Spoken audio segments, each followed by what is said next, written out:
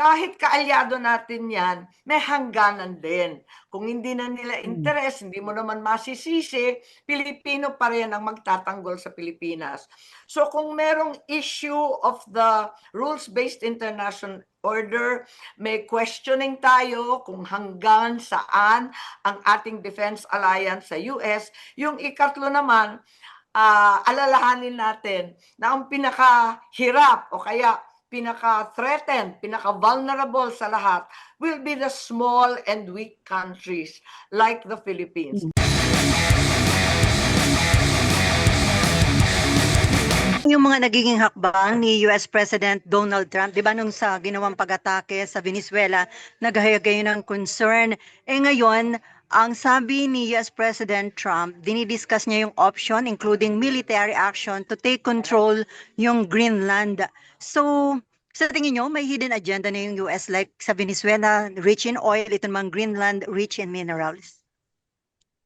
Yes, nakikita natin na iba-iba yung mga pangyayari at ang mahalaga dito, whether it's going to be Colombia, Mexico, Cuba, at yung mga pinakamatinding banta, yung kontra sa Greenland nga, kontra sa Greenland at bahagi ng Denmark, ano ang epekto nito sa Pilipinas? We need to understand. First of all, ang una, para sa akin, intindihin natin ang ibig sabihin ng parati natin tinatawag rules-based international order. We need to realize the fragility of this primary bulwark of the Philippines claim to the West Philippine Sea as well as other international boundary claims. It appears that to a certain degree, balik na naman tayo sa might makes right, law of the jungle, hindi law of the nations. Kaya ito yung problema natin. Ang sabi nga, medyo malupit, never mind friends, it's finally interests. Kaya kung narco-terrorism ba, kung talaga bang oil, the largest known reservoir of oil in Venezuela, larger than both the United States and Saudi combined, whether it's regime change, whether it's security, as is being vaunted in Greenland, the reality is, as much as the UN Charter is quoted, yung Article 2, Section 4, paulit-ulit yung acts of force, at sinasabi na pwede lang magkaroon ng ganito kapag self-defense o di kaya may UN Security Council resolution. And yet, this is occurring. So first of all, dapat i-call out natin yung violation of international law. Nakita naman natin, medyo nahuli ang Pilipinas at ang DFA lamang, hindi Malacanang nagsalita. Pagkatapos noon, very meek nga ang ating salita. Walang condemnation outright of the violation of international law. Rather, we simply called for restraint and invoked monitoring, particularly for Filipinos, the 74 living in Venezuela.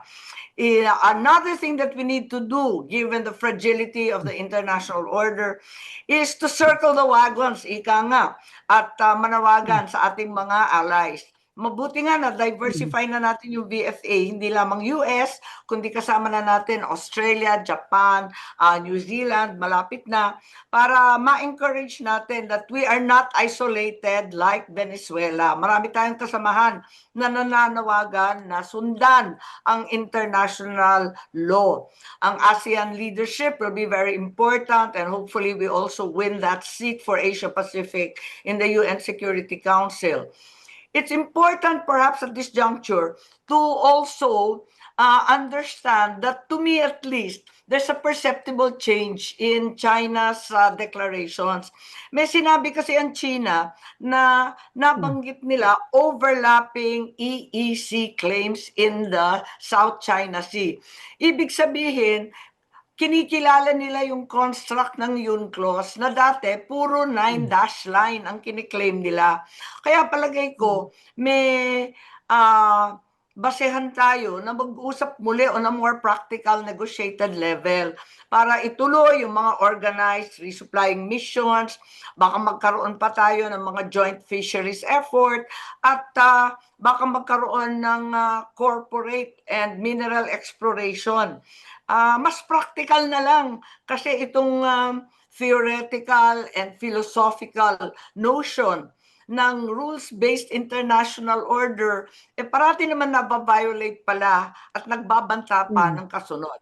So isa yun. Mm. Ikalawa, we need to Mm. question or at least begin to understand the meaning of the US-Philippine Defense Mm. Alliance. Sila yung ating pinakamalakas, matinding partner. Pero ang tanong, how ironclad is this partnership? And in fact, it is also subject to US interest. Ayun na naman, interest not friends, ano? Kaya basahin natin ng maigi yung bagong labas ng December National Security Strategy ng US kung saan ang liwaliwanag na talagang Western Hemisphere na ang kanilang emphasis. Ang sabi nila, open and free ang Indo-Pacific area. So ibig sabihin, unang-una, kailangan wag tayo masyadong dependent. Balik na naman tayo sa mahiwagang AFP modernization. At alam naman natin, nagbigay ang US ng 2.5 billion US dollars grant nung nakaraang buwan. At sana matuloy ito. Pero sa kabila nun, kinakailangan talaga na yung AFP modernization, nakaka-postpone natin, Horizon 1, hindi pa tapos, baka hindi na modern kapag natupad. At kinakailangan siguro, amend na natin yung AFP Modernization Act natin. Yung iba doon ay nakakahadlang na sa paggamit ng Filipino manufactured guns and so on. Pagkatapos yung ODA natin, yung demand na laging 25% grant. Pagkatapos yung MUP natin, yung pension, nakaka-demoralize ng ating retired and active officers. Higit sa lahat, yung ating sariling research and development, yung ating mga eskwelahan para mag-train, at yung syempre yung ating research ng AFP, magagaling ng ating mga engineers and scientists dyan. Ikalawa, ang liwanag dun sa US strategy, rebalancing with China. Nako, kung ang US magre-rebalance, yun ang word nila eh. Kung ang US rebalancing with China, higit dapat ang Pilipinas, ang lapit-lapit lang natin. So, wag tayo masyadong maangas, eto na naman, at isipin natin na yung ating kaalyado, ang ating inaasahan na US, rebalancing na dahil sa borders, sa supply chains, at dahil sa technology. Tapos, syempre, alalahanin natin na ang US talaga, yung NATO, medyo nabibitawan na, yung South Korea recently, so may retreat from Vietnam and Afghanistan. So, kahit kaalyado natin yan, may hangganan din. Kung hindi na nila interest, hindi mo naman masisisi, Pilipino pa rin ang magtatanggol sa Pilipinas. So kung merong issue of the rules-based international order, may questioning tayo kung hanggang saan ang ating defense alliance sa US. Yung ikatlo naman, alalahanin natin na ang pinakahirap o kaya pinaka-threatened, pinaka-vulnerable sa lahat will be the small and weak countries like the Philippines.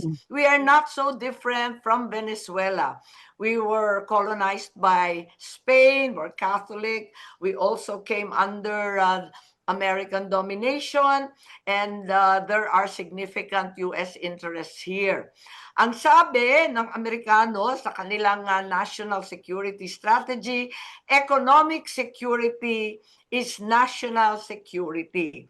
So ang ibig sabihin, yung oil ng Venezuela, wala naman tayo noon, pero ang Philippines ang fifth most mineralized country. So ayan, puhunan natin yung mga minerals, yung sinasabing rare earth. Pagkatapos, hindi natin mapapagkakaligtaan na yung geopolitical position ng Pilipinas. Sabi nga, we are prisoners of geography. At yung Pilipinas ay nasa first island chain between the Pacific and the China Sea. So, importante talaga na magpakalakas tayo. And syempre, constant dialogue with US, our partner, as well as with China, constant and on all levels, official, non-official, corporate, local, national, people to people ang communication. And finally, of course, the tactical cooperation with China in the same way that we have exercises with the United States and the BFA allies, tactical cooperations on a more practical level. Practical lang yung ating mga resupplying missions, ang ating communications, baka magkaroon pa ng fisheries, malay natin, pwede nang simulan yung pinag-uusapan ng matagal na joint exploration ng oil, minerals at iba pa. So yun, maraming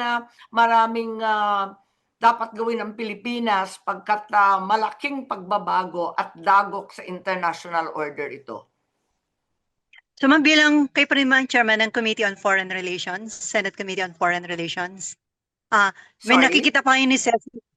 Bilang chairman ng Senate Committee on Foreign Relations, may nakikita ba kayong pangailangan na mag-conduct ng hearing, magkaroon ng consultation with some concerned government agencies like DFA, DND, para i-review yung ating defense alliance, pagiging dependent ho sa US, considering itong mga developments na ito?